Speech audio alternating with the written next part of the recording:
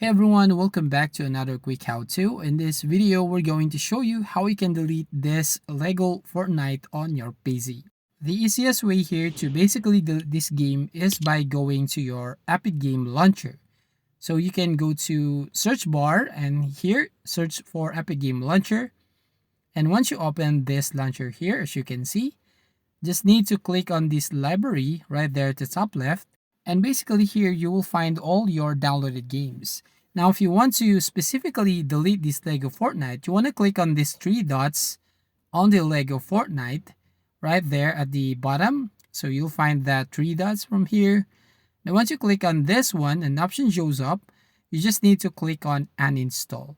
So once you click on uninstall, it will now remove to your launcher.